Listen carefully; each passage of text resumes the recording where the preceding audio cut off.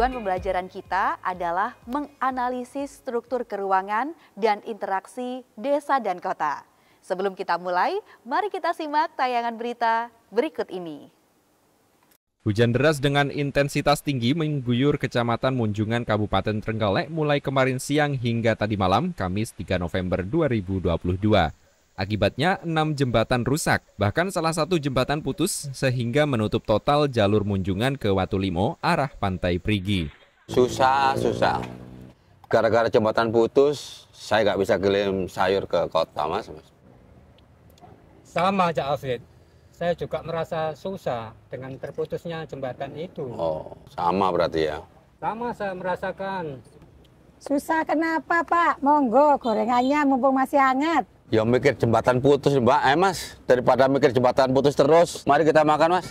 Iya. Saya juga merasakan dampaknya jembatannya putus Pak. Saya ini kan bahannya juga dari ambilnya di toko-toko. Toko-tokonya sekarang semuanya tutup. Oh, berarti sama ya kita ya? Iya. Ya semoga cepat diperbaiki lah jembatan itu ya. Okay. Biar kita dilancar semua. Kasihan petani. Iya. Numpuk hasil pertanian, percuma nggak bisa kirim ya. Dari peristiwa rusaknya jembatan menyebabkan timbulnya beberapa permasalahan. Misalnya transportasi di kawasan tersebut terganggu, pasokan kebutuhan terhambat, dan masih banyak permasalahan yang timbul. Dari tayangan tadi kita akan belajar tentang interaksi desa dan kota. Suasana di desa, lingkungan masih terlihat alami. Masih banyak persawahan, pepohonan, binatang ternak. Sedang mata pencahariannya sebagian besar petani sambil memelihara ternak. Tampak pula mereka saling mengenal dan bertegur sapa setiap bertemu. Ini menandakan penduduk desa memiliki ikatan kekeluargaan antar warga yang erat atau sering disebut Gemeinschaft.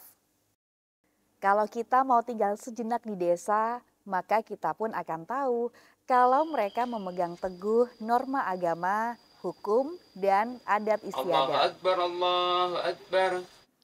Teman-teman, coba perhatikan rumah-rumah penduduk desa ini.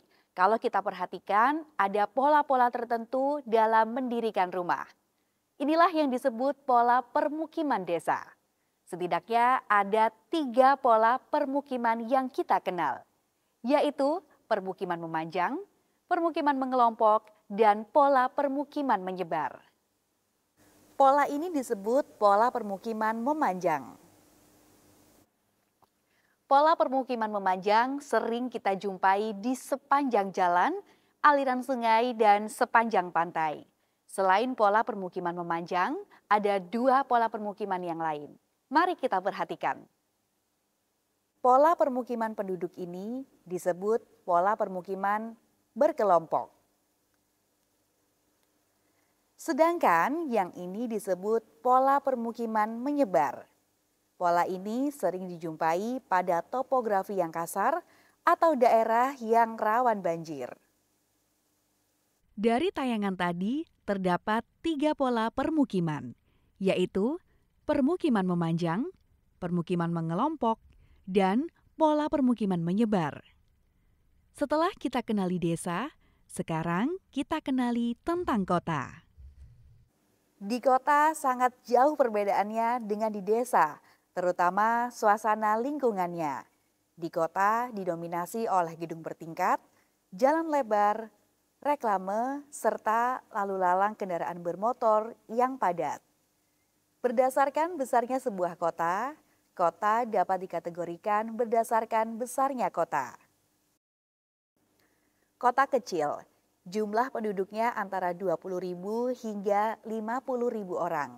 Contohnya Kota Padang Panjang. Kota sedang, memiliki penduduk antara 50.000 hingga 100.000. Contohnya Palangkaraya. Kota besar, memiliki penduduk antara 100.000 orang hingga 1 juta. Misal Kota Jambi. Kota metropolis, memiliki penduduk di atas 1 juta penduduk. Misalnya Kota Jakarta, Bandung, Surabaya, dan Medan. Selain besarnya, kota juga dapat dibedakan berdasarkan fungsinya, yaitu kota produksi. Kota yang memiliki fungsi sebagai pusat produksi atau pemasok, baik yang berupa bahan mentah, barang setengah jadi, maupun barang jadi. Contohnya kota Gresik. Kota dagang, yaitu kota yang memiliki fungsi sebagai pusat perdagangan. Contohnya kota Hong Kong. Kota pusat pemerintahan, yaitu kota yang memiliki fungsi sebagai pusat pemerintahan. Contohnya kota Jakarta. Kota pusat kebudayaan, yaitu kota yang memiliki fungsi sebagai pusat kebudayaan. Contohnya kota Yogyakarta dan Surakarta.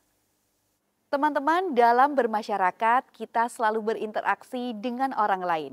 Interaksi ternyata tidak hanya manusia. Sebuah wilayah juga terdapat interaksi dengan wilayah lain. Hal ini disebut interaksi antar wilayah. Interaksi antar wilayah yang kita bahas kali ini ialah interaksi antara wilayah desa dan kota. Interaksi antara desa dan kota merupakan hubungan timbal balik yang saling berpengaruh. Faktor yang mempengaruhi interaksi tersebut adalah komplementaritas, yaitu saling melengkapi. Contohnya, desa menyediakan bahan makanan untuk kota, dan kota menyediakan produk-produk alat pertanian untuk desa. Transferabilitas, yaitu kemudahan pengiriman barang dan jasa yang surplus dari satu tempat ke tempat lain.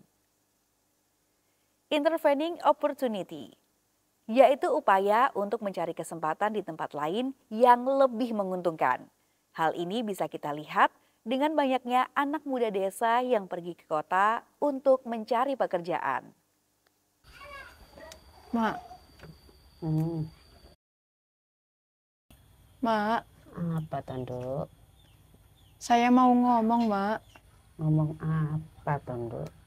Jadi gini, saya kan udah lama nganggur. Saya tak kerja di kota ya, Mak. Terus di kota kamu mau kerja apa? Kerja apa aja, Mak?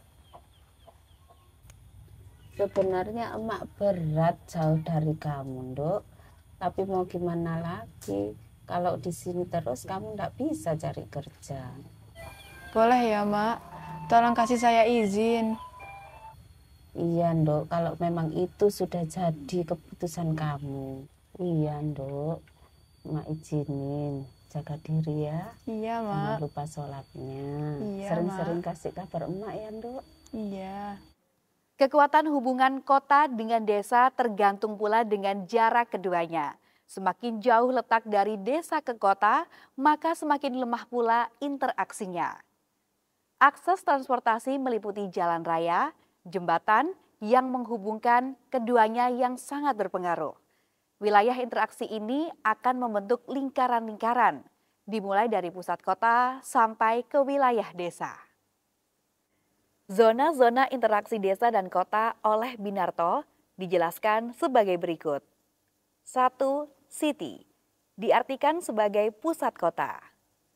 2.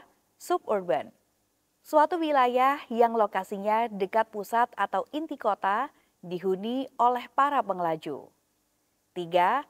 Suburban fringe, suatu wilayah peralihan antara kota dan desa. 4.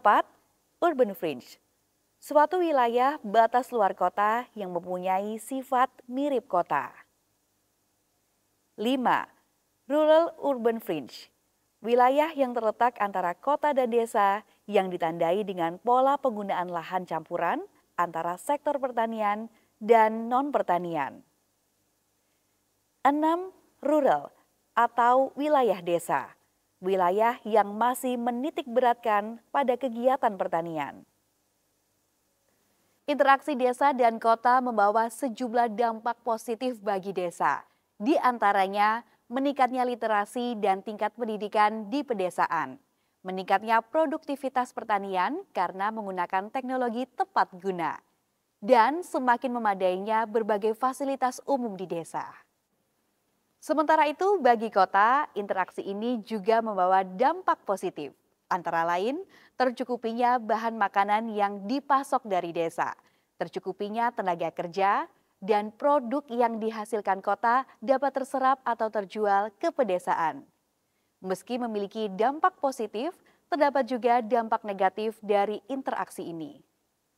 Bagi kota, arus urbanisasi menyebabkan problem hunian seperti sanitasi buruk dan sampah. Sementara bagi desa, interaksi ini menyebabkan perubahan gaya hidup masyarakat yang mulai hedonis dan memudarnya nilai-nilai budaya luhur yang selama ini dipegang masyarakat desa. Pembahasan materi tadi dapat disimpulkan bahwa interaksi desa dan kota dapat terjadi apabila ada, pertama, komplementaritas, yaitu saling melengkapi. Kedua, transferabilitas, yaitu kemudahan pengiriman barang dan jasa. Ketiga, intervening opportunity, yaitu upaya untuk mencari kesempatan di tempat lain yang lebih menguntungkan. Di samping itu, interaksi desa dan kota memiliki dampak positif dan negatif bagi desa dan kota itu sendiri. Baik teman-teman, demikian materi video yang membahas tentang interaksi desa dan kota. Setelah ini, kalian diskusikan apa pengaruhnya dari permasalahan jembatan rusak di awal tayangan tadi dengan interaksi desa dan kota. Sampai di sini dulu perjumpaan kita, selalu jaga kesehatan, terus belajar, dan tetap semangat.